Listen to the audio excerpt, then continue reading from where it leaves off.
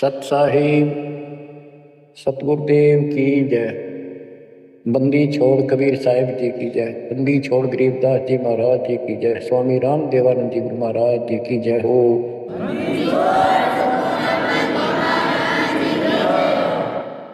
सर्व संतों की जय, सर्वभक्तों की जय, धर्मी पुरुषों की जय। श्री काशी धाम की जय, श्री सुडानी धाम की जय, श्री क्रोथा धाम की जय, श्री बरवाड़ा धाम की जय।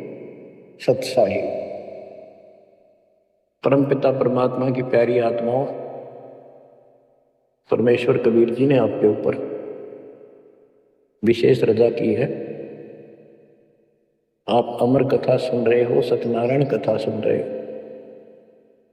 और आप कहीं भी बैठे हो, दाता ने कैसी दया कर दी। चलते फिरते बैठकर परमात्मा का गुणगान सुनो।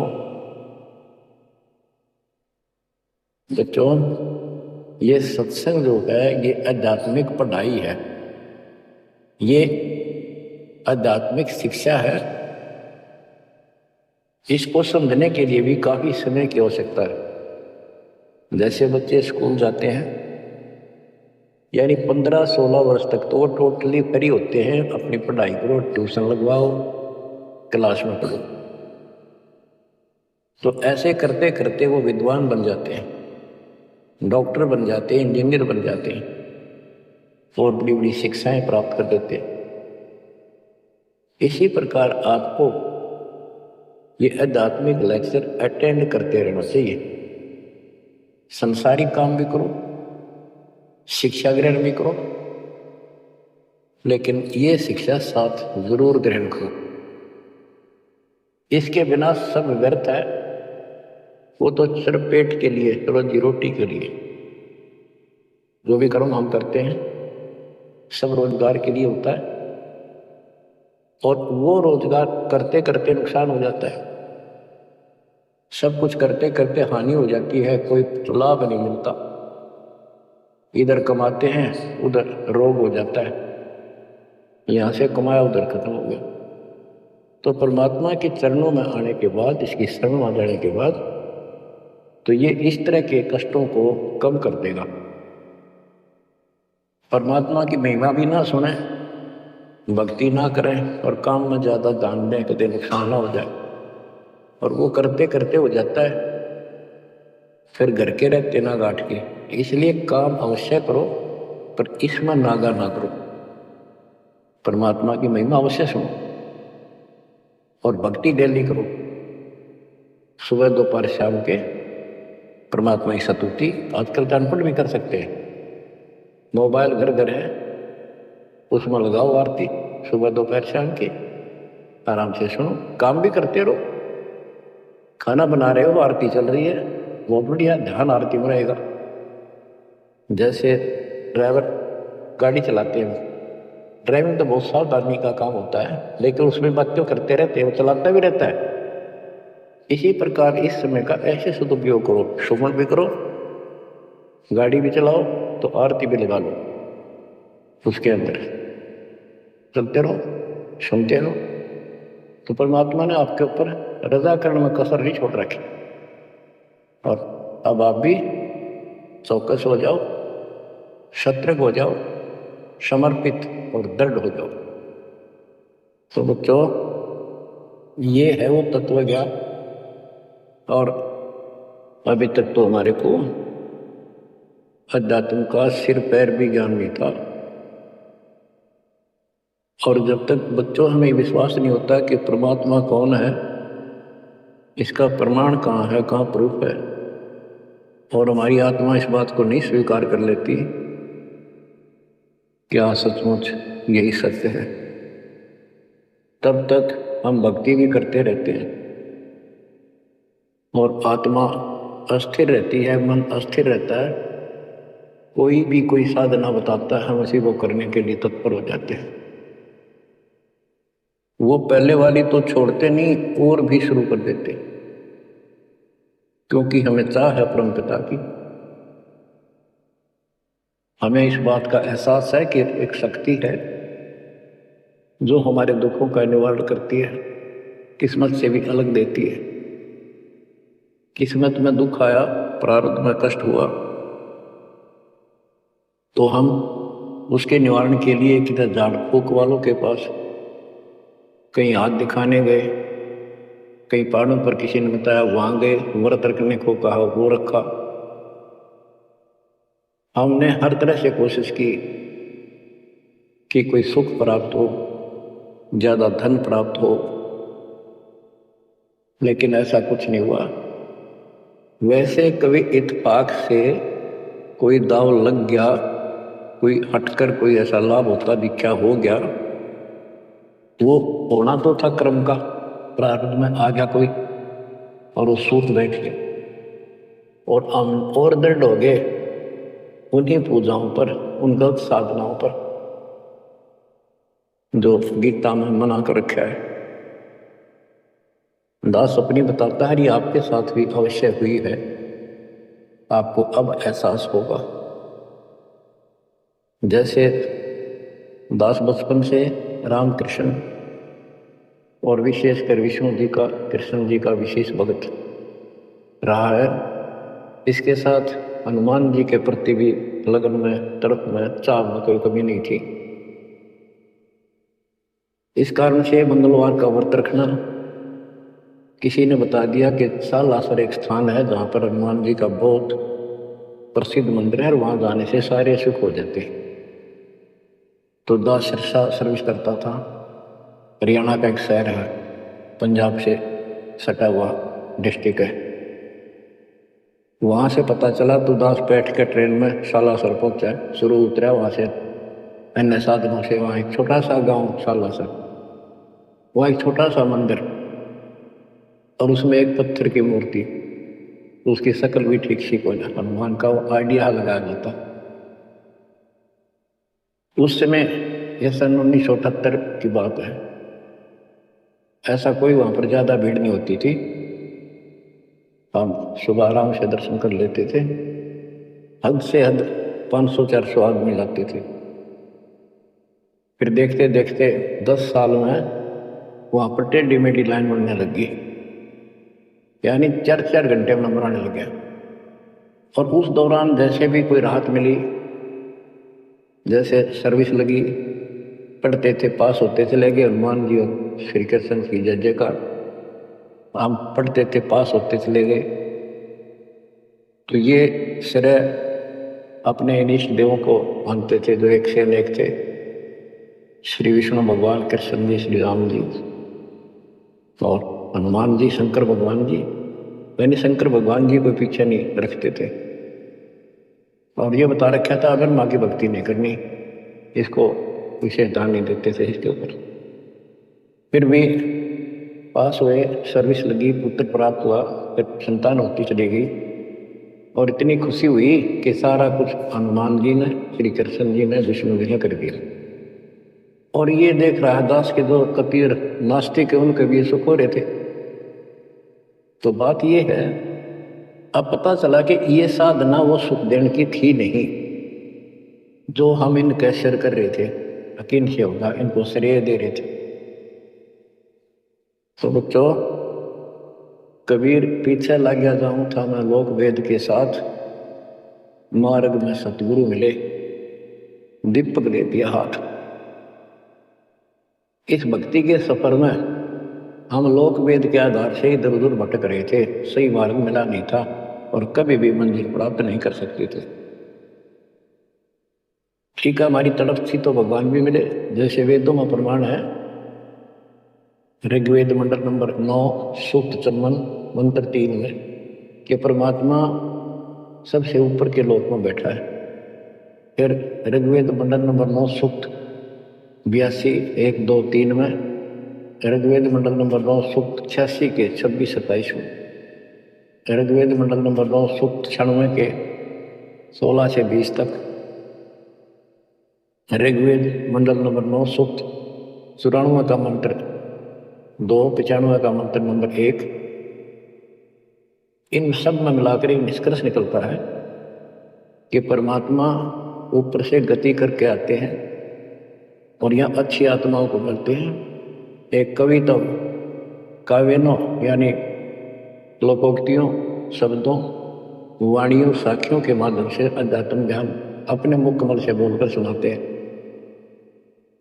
और वो एक कवि की तरह आचरण करते हुए वर्जम घूमते फिरते और अपने मुख कमल से वाणी बोल करके भक्ति की प्रेरणा करते हैं और गुप्त भक्ति के, परमात्मा की साधना के गुप्त मंत्रों का आविष्कार करते हैं। जैसे गरीबदास जी ने बताया है, कबीर साहब बताते हैं, गरीब सोहम शब्द हम जग में लाए, सार शब्द हमने गुप्त छुपाए। यानी सोहम शब्द किसी भी ग्रंथ शास्त्र में, जिन शास्त्र मानते रहे हैं 600 साल पहले उनमें नहीं है। और सोहम नाम का प्रचलन बहुत पहले से चल रहा है, पर इन किताबों में नहीं था। क्योंकि कबीर साहब कहते हैं, हम बैरागी ब्रह्मपद सन्यासी महादेव, सोहम मंत्र शिव जी को करे हमारी शेष। उनको ज्ञान समझा सबको, ज्ञान इतना गजब का है, एक बार आत्मा जरूर पकड़ लेती है और नाम की भी इच्छा करती है, तो उस समय जब परमात्मा अपना ज्ञान सुना रहे होते हैं, काल निकल जाता है उस आत्मा से और आत्मा ध्यान से सुनती है, सत्य मान लेती है। तो इन्होंने ब्रह्मा जी ने, विष्णु जी ने, शिव जी ने सबने नाम दे दिए। इनमें सॉफ्टवेयर लगा दिया परमात्मा ने, विष्णु जी में हरियम का, शिव जी में सोम का, ब्रह्मा में ओम का, और वही आज हमारे को लगा दिया। अब हम अपना काम इनसे डायरेक्ट ले रहे हैं। तो कहने का भाव ये है कि जिस समय परमात्मा अपना ज्ञान सुनाते हैं, काल भाग जाता है, परमात्मा के वहां से आते ही काल प्रवेश कर जाता है, उनकी बुद्धि को फेर देता है। इसी कारण से दोबारा इन्होंने परमात्मा की वाणी सुनी नहीं, विचार नहीं सुना और ये धोखा खा गई।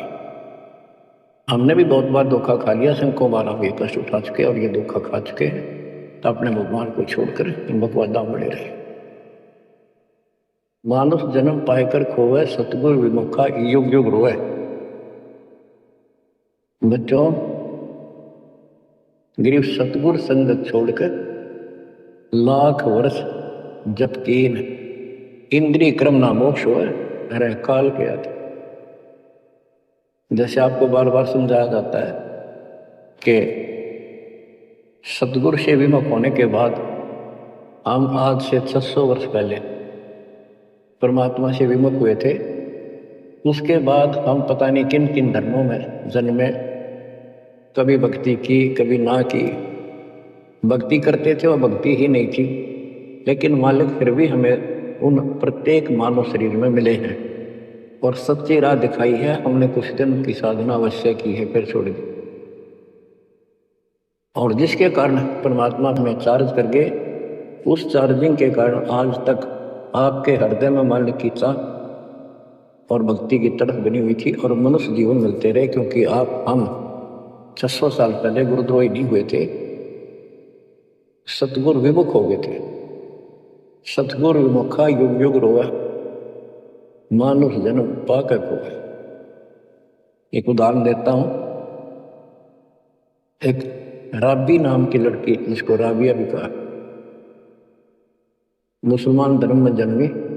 वह पिछले सतयुग से मालिक के उनके साथ लगे थे, अपनी बेटी को, अपनी आत्मा के। गरीबदास जी ने बताया है कि कबीर साहब बताते हैं, जो दिन मेरी शरण है, यानी एक बार किसी युग में चाहे वो 10 दिन भी नाम ले ले, फिर छोड़ दिया हो, मालिक उसको अपने खाते में लिख लेता है और फिर उसको धीरे धीरे धीरे धीरे, देखो अपने पिता को देखो, हमारे लिए कितना कष्ट उठा रहे, उसको धीरे धीरे चार्ज करते रहते हैं, चार्ज करते रहते हैं, भक्ति की तरफ जन्म जन्मांतर बढ़ाते रहते हैं।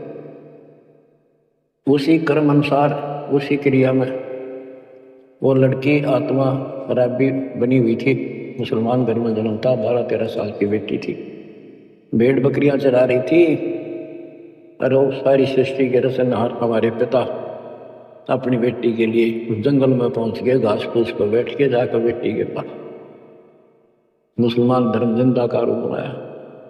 हमारे अंदर एक धर्म कर्म की ये भी एक समस्या है कि हम अपने धर्म वालों को महत्व देते हैं, दूसरों से नफरत करते हैं। ये काल की चाल है। इसलिए दाता 100 क्षेत्र में करूं अपने धन के काज, हिरण्यकशिपु जो मार दूं, नरसिंह के साथ इब्राहिम सुल्तान दम के बंदी बन के चले गए, एक नौकरानी बन के चले गए। क्या पड़ा था उनको? कोरड़े खाए, नौकर बने अपने बच्चे को नरक से निकालने के लिए। ये तुम बालक को बुद्धि छोटी है, बच्चे की बुद्धि इतना काम नहीं करती, इस ज्ञान से आपकी बुद्धि विकसित होगी, आप कुछ दिनों में संकेत समझने लग जाओ।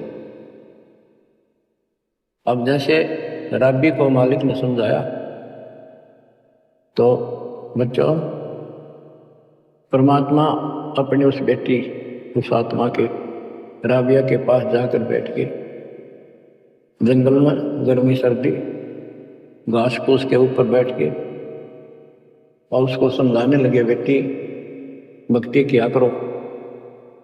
तो बच्ची थी जैसे उस धर्म के अंदर जन्मी थी, उसको जो साधना बताते थे उसको कहती थी हम करते हैं, ऐसे करते हैं, नमाज करते हैं, तो बकरीद मनाते हैं। तो परमात्मा ने उनको काफी समझा, कई दिन लगातार जाते रहे, ये चले जाते फिर आ जाते। अंत में लड़की ने स्वीकार कर लिया, भगवान मुझे वो सच्चा राह बता दो जिससे मोक्ष मिले। परमात्मा ने उनको मंत्र दिए, ये मंत्र दे दिए पांचों, लेकिन ये नहीं बताया ये किस किस के हैं, क्योंकि इसके बताने की जरूरत भी नहीं है। या तो चाबी है किसी भी खजाने की है या कोई और सामान वाले की है, उस ताले के लाओ खुल जाएगा और उसमें वो सामान आपको मिल जाएगा। फिर भी याद होना आवश्यक है कि ये इसमें ये सामान है, इसमें यह सामान है। तो लड़की ने कुछ दिन मालिक की साधना की, 4 वर्ष। उसके बाद समाज के दबाव में शानी होगी, उसने यहाँ तक फैसला कर लिया कि ये तो संस्कार बढ़ते चले जाते हैं, शादी ही नहीं कराऊंगी, विवाह नहीं कराऊंगी। उसने निकाह करने से मना कर दिया। माँ बाप ने कोशिश की लेकिन बिल्कुल स्पष्ट शब्दों में कह दिया, मैं विवाह नहीं करूंगी, मैं अल्लाह खुदा को प्राप्त करूंगी। माँ बाप परेशान हो गए कि बच्ची है, इसने तो जिद लगा ली और इसका जीवन कैसे पार होगा, कैसे पास होगा, तो हो ही नहीं सकता। माँ बाप ने कहा बेटी या तो निकाह कर लेना, हम दोनों मरेंगे। लड़की ने सोचा चल माता पिता की हत्या का क्यों सिर पर दोष दूं, आगे अपने पति से बात कर रहे हैं। निकाह हो गया। मुसलमानों के अंदर लड़की से अपनी राय पूछी जाती है विवाह के समय कि क्या आपको ये निकाह कबूल है। लड़की यस कर देती है तो विवाह होता है, ना तो नहीं होता। ये स्वतंत्रता बेटी को है। उसने यस कर दी, विवाह होगा। उनका पति बहुत बड़ा अधिकारी था, अफसर था, साहब था। मुसलमानों में एक से अधिक विवाह भी हो जाते हैं, सामान्य बात है। तो उसने यही विचार किया था कि तो शादी और कर लेगा, वहां दबाव बनाऊंगी, ना तो मर जाऊंगी और क्या इलाज है। तो उसने अपने पति से अपना उद्देश्य बता दिया, मैं भक्ति करना चाहती हूँ, मेरी कतई तमन्ना नहीं है कोई शादी और बच्चे पैदा करने की। यदि आप मेरे साथ जबरदस्ती करोगे तो मैं सुसाइड करूंगी। उनका पति भगवान से डरने वाला मुसलमान था, वास्तव मुसलमान था। उसने कहा राबिया आपने निकाह कबूल क्यों किया, ये बता। उसने कहा कि मेरी मजबूरी थी, मेरे माता पिता मर जाते, मैं वो दोष नहीं लेना चाहती थी, उनका भी काम बन गया। अब आप बताओ आपका क्या इरादा है। मेरा फाइनल है, या तो मौत या अपनी भक्ति करूंगी। इतना दृढ़ विश्वास देखकर उसने कहा कि राबिया कोई बात नहीं, आप भक्ति करो, मैं अल्लाह के मार्ग में बात नहीं बन सकता, मैं भी भगवान से डरने वाला हूँ। लेकिन जैसे आपकी लोक लाज के कारण आपके पिता की समस्या प्रबल थी, इसी प्रकार समाज हमारा भी है, लोक लाज हमें भी है।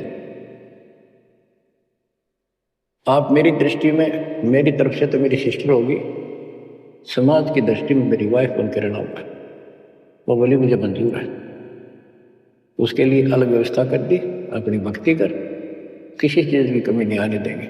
उसने अपनी और शादियां कर। अब वो 50 साल की होगी, सब देखा कि ये तो बिल्कुल देवी का रूप है, पलक भी उठाकर नहीं देखती, ये पिछले संस्कार थे, वो बैटरी चार्ज थी, उसमें चाह थी, आगे बैटरी लगी नहीं है, धीरे धीरे नष्ट होगी।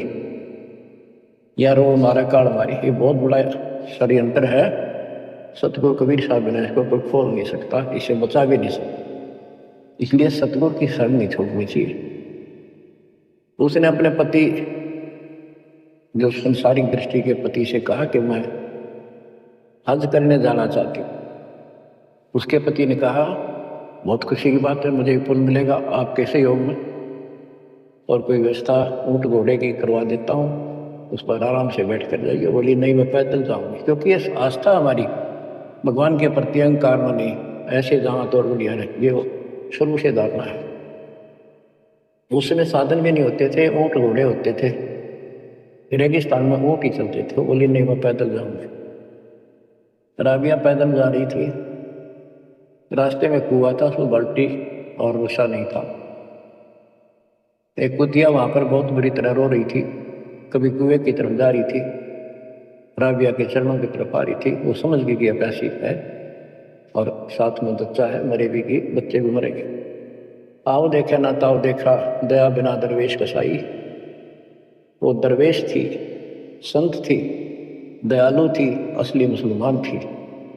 उसने अपने बाल पाड़े सिर के, रस्सी बनाई लंबी, वो 100 फुट नीचे पानी होता था, और फिर अपने कपड़े निकाल कर शरीर के उसके बांध कर नीचे भिगो के बाहर टपकाए, निचोड़े एक मटके के टूटे हुए पात्र में। कुतिया ने जी भर का पानी पिया, और लड़की ने अपने तो सिर के बाल पाड़े, थोड़ा बहुत खून निकला था, रक्त, ब्लड को साफ किया, कपड़े पहन लिए, मक्का के लिए चलने लगी। वो मक्का उठ के कुएं के साथ आकर खड़ा हो गया। लड़की ने तो जाना ही मक्का में था, एकदम प्रवेश कर गई। उधर इब्राहिम सुल्तान अदम की पहले बॉडी में वो आत्मा गई हुई थी, क्योंकि परमात्मा उनको भी प्रेरित करते हुए आ रहे थे। जो इब्राहिम सुल्तान अदम बाद में सम्मान बना, तो किन ज्ञान हो जाता था, वो अपने धार्मिक मेलों में जरूर जाते थे औरों को समझाने के लिए। तो इब्राहिम सुल्तान अदम वाली आत्मा वहां गई हुई थी, लोगों में चर्चा हुई, वे मक्का गया कहाँ, हद होगी, मंदिर ही नहीं है यहाँ पर। तब इब्राहिम सुल्तान अदम कहता है, गरीबदास जी बताते हैं, सुल्तान अदम मक्के गया, मक्का नहीं मकान, गया रांड के लेन को कहे अदम सुल्तान। लोग बोले रे क्या बोल रहा था, फिर इतने में वो मक्का वापस आ जाता है, और उसमें से राबिया निकली। राबिया देखी, लोग भाग कर प्रवेश किया, देखा तो एक राबिया ने एक लड़की, उसने अपना परिचय दिया। पूरे मुसलमान समाज में ये बात फैल गई, चर्चा का विषय बना कि भक्ति हो तो राबी जैसी, भक्ति हो तो राबी जैसी, जिसके लिए मक्का उड़कर चला गया जहाज के समान, एयरप्लेन के समान। तो वह हज के लिए गए हुए व्यक्ति इब्राहिम सुल्तान से बोले, अरे भले आदमी, तो एक देवी को क्या कह रहा था, गया रांड के लेने को, नो कह तुम सुल्तान एक नकमी आत्मा को ये मक्का लेने गया है। तेरा तो भाई दिमाग खराब हो गया, इसी देवी के बारे में ऐसे शब्द बोले, तुझे पाप लगेगा, दोजख में जाएगा।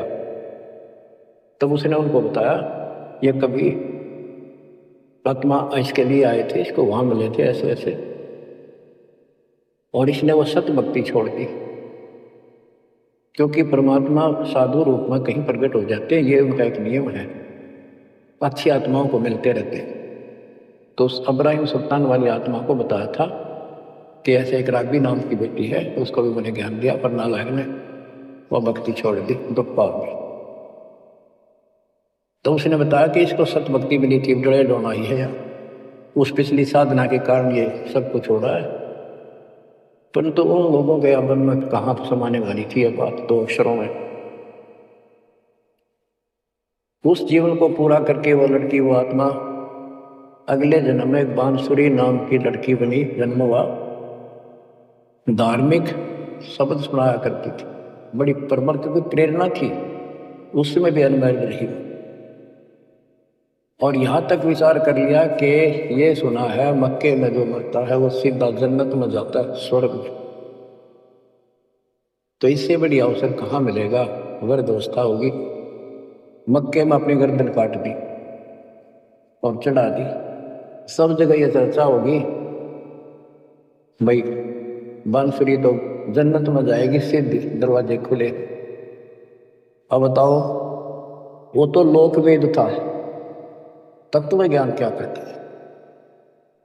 उसके बाद वो लड़की अगले जन्म में फिर लड़की रूप में जन्मी, युवा होकर वैश्या का जीवन दिया, सारा जीवन गंदे कर्म करो, एक भी अच्छी सोच नहीं थी। छोड़ दिए कर्म काढ़ने। मानुष जन्म पाएकर खोवे, सतगुर विमुखा युग युग हो। वो फिर मर गई उस गंदे जीवन को भोग के, पाप इकट्ठे करके ढेर लाकर। उस 3-4 साल की साधना से उसको मनुष्य शरीर मिलते रहे। उस दौरान परमात्मा ने कोशिश की, लेकिन वो रंग में रंग चुकी थी। बांसुरी वाले में खुद गायक बन गई, लोग प्रशंसक हो गए, बड़े बड़ी अल्लाह का ज्ञान सुनाती है। और वैसा बनने के बाद उसी कर्म वैसे फूट लिए, अच्छे बात समझ नहीं आई। वो फिर मृत्यु को प्राप्त हुई, वैसा का जीवन गणका का जीवन भोग कर फिर वो शेख तकी नाम के एक धार्मिक मुसलमान पीर के घर जन्म लिया बेटी के रूप। 11 वर्ष की 12 वर्ष की आयु पूरी करके वो मर गई, समय संस्कार पूरा हुआ। परमात्मा कहते हैं सो चल छिदर मैं करूं अपने जन पे का, उस आत्मा को फिर अपने चरणों में लेना था, अपनी पैरिया था। जो जन मेरी शरण है ताका हूं मैं दास, केल के लाग्या करूं जब तक दखती आकाश। तो कारण बनाया शेख तकी के मन में ये धारणा पैदा की कि राजा सिकंदर लोदी से, जो उसका धार्मिक पीर था शेख तकी, उसने कहा कि आप कहते हो इसने कबीर ने रामानंद जी को जीवित कर दिया, गर्दन काट दी थी आप, और आपका जलन का रोग ठीक कर दिया, कमाल जिंदा कर दिया। वो तो वैसे उसमें सदमे में था, वो ऐसे वैसे हो जाता, इत्तेफाक उसको जीवित होना था, इसका कबीर का नाम बन गया। जब जानो मैं इसको मेरी बेटी को जिंदा कर दे, जो कब्र में लगी हुई है, 15-20 दिन हो गए। तो कबीर साहब से कहा गया, कबीर साहब ने कहा कि आसपास के लोगों को बता दो कि आ जाओ, एक कमाल होगा। उस शेख तकी ने ढिंढोरा पिटवा दिया कि इसकी बेइज्जती हो तो छक्का हुआ, मूर्ख उड़ा रहा। उधर कबीर साहब ने कह दिया कि भाई खूब बुला लो, आस पास जितने बुला सकते हो, सबके सामने देखते हैं परमात्मा की क्या रजा होती है। हजारों व्यक्तियों के सामने कब्र फुड़वा दी, उसमें 100 पड़ा था। कबीर साहब ने कहा एक शेख तकी की बेटी जीवित हो जा, लड़की नहीं जीवित हुई। फिर दोबारा कहा, फिर भी जीवित नहीं हुई। शेख तकी नाचन लग गया, खुल गई पोल डोंगी की, देखो ये बकवाद करता था, सुन लो भाई ए डोंगी पाखंडी झूठा। तो परमात्मा ने कहा कि शेख तकी तू कोशिश कर ले। तो और दूसरे बोले जी ये कुछ करने दोगा होता था, अपनी बेटी ने कौन मिट्टी में दापा है, आप पैदा है। तब कहा है कबीर की बेटी जीवित हो और बाहर आ बेटा। इतना ही कहना था, सारा शरीर में कंपन हुई, डेड बॉडी जीवित होगी और उठ के बेटी बाहर आ गई, मालिक के चरणों में मस्तक टेका। 1.5 घंटा तक अपनी पिछली गलतियां और कबीर भगवान की समर्थता सबके सामने बताई और कहा कि ऐसे ऐसे मुझे भगवान मिले थे अल्लाह, ये खुद अल्लाह अकबर है, पूरी सृष्टि के रचने वाले, सबके दुख दूर करने वाले। मेरे कर्म फूट गए, मैं इनको छोड़कर ऐसे ऐसे गंदे जीवन जी के मैं आज फिर इनकी कृपा हुई, मेरे जीवन शेष नहीं था। पशु पक्षी बनने वाली लाइन में खड़ी थी, ये परमात्मा वहां पहुंचे और धर्मराज के दरबार में मुझे पेश किया, वहां से मेरे कागज निकाल दिए और मुझे साथ लेकर यहाँ के छोड़ा।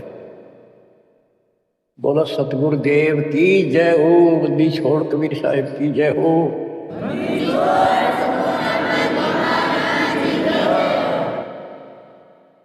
तो कबीर साहब ने कहा, बेटी जा अपने पिता के साथ शेख तकी के साथ। तो बेटी बोली, मुझे अपना पिता मिल गया, अपना मालिक मिल गया, इसका मेरा संस्कार इतना ही था। आप मेरे पिता हो, सारी सृष्टि के मालिक हो, मैं तो आपके साथ रहूं। अपने गुरु के मैं संग संग बोली, अपने गुरु के मैं संग संग बोली, सखीरी मोहे नेक न आई लाज, आज मोहे गुरु दर से दिखाए। बच्चों, यह बात तो बनेगी ऐसे ही। एक देसी कहावत है, पानी तो झील में नीचे के स्थान पर आके ही टिकेगा। वैसे पलन में कितना ऊंचा चढ़ जाए लेकिन टिकेगा वहीं आके। मन का तूफान बकवादों का कहीं धक्के खा लो, आके बात बनेगी सतगुरु शरण। गरीबदास जी कहते, गरीब सतगुरु संगत छोड़कर लाख वर्ष जबकि इंद्रिय कर्मणा मोक्ष हो, रहे काल के आखी है। सतगुरु पूर्ण संत की संगत छोड़कर चाहे लाख वर्ष तक ये जप करते रही हो, चाहे ये जाप करते रहना, इसका कोई यूज नहीं होगा, क्योंकि कनेक्शन कट चुका होगा, मर्यादा भंग होगी। गुरु बिन माला फेरते, गुरु बिन देते दान, गुरु बिन दोनों निष्फल है, वो व्यर्थ जाएंगे। तो बच्चों, परमात्मा हमारे लिए भटक रहे हैं। इन पिछली गलतियों से सबक लो, इनको फिर से न दोहराना।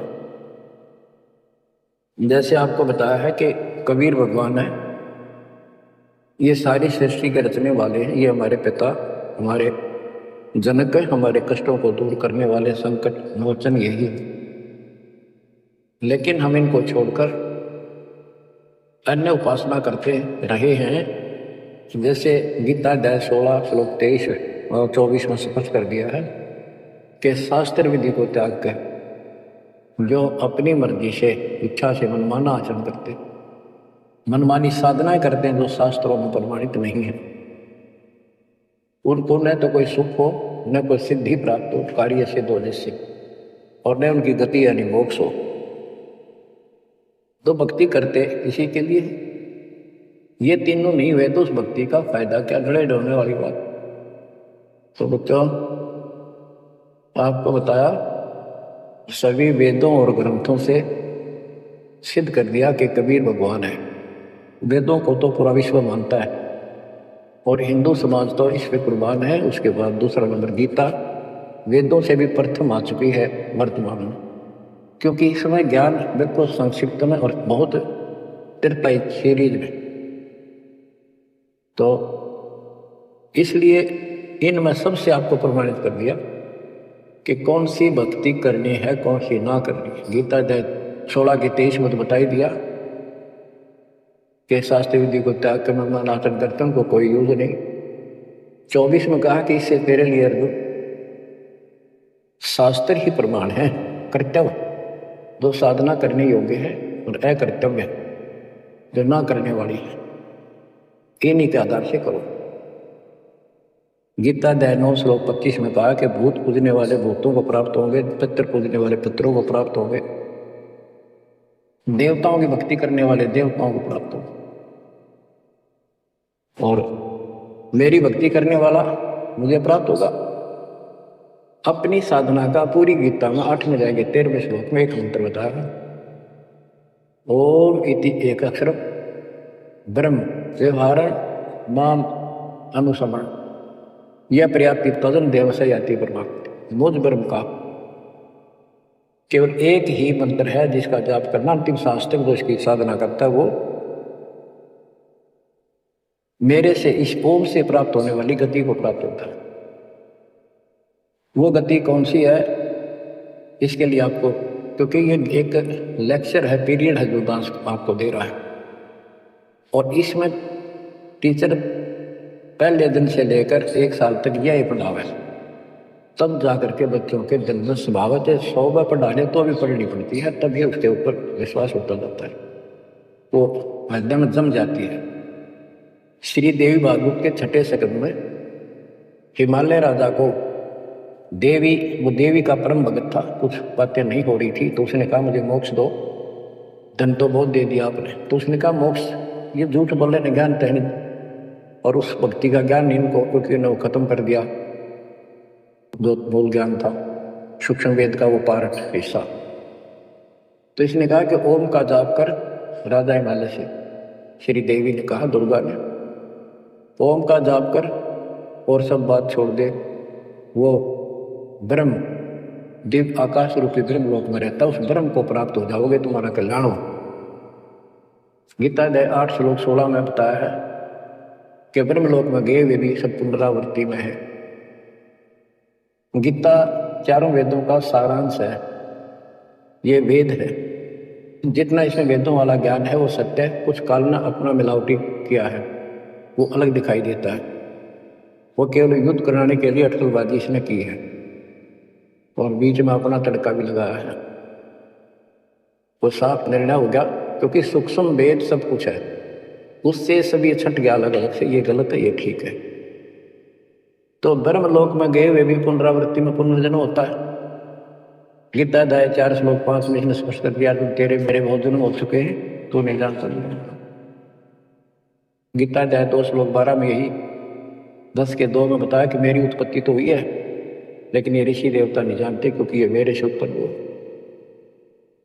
फिर उस ज्ञान को जैसे जहां से शुरुआत हुई थी कि परमात्मा सतलोक से सबसे ऊपर के लोक में रहता, वहां से चलकर गति करके आता है, अपना सच्चा ज्ञातम ज्ञान खुद बोलकर बताता है। गीता अध्याय 4 श्लोक 32 में, ये कोड वर्डों में है गीता ज्यादातर, उसमें बताया कि जो ज्ञान ब्रह्मणे मुखे सचिदानंद घन ब्रह्म ने अपने मुख कमल से बोली वाणी में बोला है, उस वाणी में विस्तार के साथ लिखा है, उससे ये पूर्ण मोक्ष होगा, फिर कभी जन्म मरण नहीं होता। उसके बारे में चौथे अध्याय के 34वें श्लोक में कहा है कि उस ज्ञान को तत्वदर्शी संतों के पास जाकर समझ, उनको दंडवत प्रणाम करने से, कपट छोड़कर उनकी सेवा करने से वो तत्वदर्शी संत दे तत्व ज्ञान का उपदेश करेंगे। गीता अध्याय 15 श्लोक 1 में समझ कर दिया है, जो इस उल्टे लटके हुए संसार रूपी वृक्ष के सभी विभाग का नारा नारा ज्ञान बता देता, सभी विभागों का पाठशाला सवेदवित वो वेद के तात्पर्य को जानने वाला है।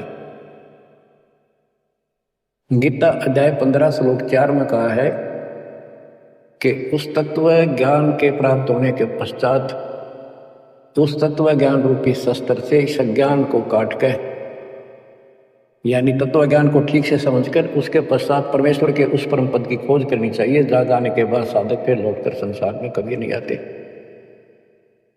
और उसी की भक्ति करो जिसने सारे संसार रूपी वृक्ष को बनाया है, सृष्टि रची है। बच्चों, ये है वो तत्व ज्ञान, ये है वो मूल ज्ञान, सार ज्ञान निष्कर्ष निकाल के रख दिया गया है। अब गीता बोलने वाले ने कहा है कि उस तत्व ज्ञान के अंदर सब कुछ निष्कर्ष है, उसको समझो। यही कुरान शरीफ के अंदर, कुरान मजीद के अंदर सूरत फुरकानी 25 आयत 52 से 59 में यही स्पष्ट किया है, वो कबीर नाम का परमात्मा है जिसने सारी सृष्टि रची, जिसने सब आपको संतान माता पिता का रूप दिया, सबके कर्मों को वो काटने वाला है, सबके कर्मों को ठीक से जानता है। 6 दिन में सृष्टि रच के जो 7वें दिन तखत पर जा विराजा, उसकी खबर किसी बाखबर से पूछो। गरीबदास जी कहते वेद कतेब एक है भाई, और वेद कतेब का ज्ञान है दूर, वो संतों का मार्ग दूर। ये अधूरा ज्ञान है, जब इसमें स्पष्ट है ही नहीं, जब ये कह दिया कोई और बताओगा तो वो और अब आपके सामने है, आपको प्राप्त हो चुका है। अब भी बच्चों नहीं समझोगे तो कौन सी विधि अपनाए जो आपकी आंखें खोले। कबीर द्वार धनी के पड़ा रहे, धक्के धनी के खावे, 100 काल झकझोरी कर द्वार छोड़ दिया। अब आपने इतना करना है, इस ज्ञान को समझकर मालिक से दूर ना हो, सतगुरु विमुखा मत हो जाना। इसमें आपको अच्छा लगे चाहे कोई कष्ट लगे, वो कष्ट भी गॉड गिफ्ट होगी। हो सकता है पता नहीं कौन सा पाठ सा कष्ट आपका हल्के में चल रहा हो, पर जल्दी ना करा करो। और तो धरती पर कहीं जा रही हो तुम्हें कभी राहत नहीं मिलेगी। तो बच्चों, मानत ना मन मोरा साधो, मानत ना मन मोरा रे, बार बार मैं ये समझाऊं जग में जीवन थोड़ा रे, बार बार मैं ये समझाऊं जग में जीवन थोड़ा। दुविधा दुर्मति चतुराई में जन्म गया नर तोरा रे, अब भी आने मिलो सत्संग में, करो गुरु ज्ञान पर गौरा रे। अब भी आने मिलो सत्संग में, करो गुरु ज्ञान पर गौरा रे। शरण पड़े को गुरु संभाले, जाने के बालक भोला रे। कह कबीर तुम चरण चित राखो, जो सोई में डोरा रे। कह कबीर तुम चरण चित राखो, जो सोई में डोरा रे। मानत ना मन मोरा साधो, मानत ना मन मोरा रे, बार बार मैं ये समझाऊं जग में जीवन थोड़ा। बच्चों, जैसे धागा सुई में चिपका रहता है, ऐसे लटके रहियो परमात्मा के दास के चरणों, मोक्ष मिले।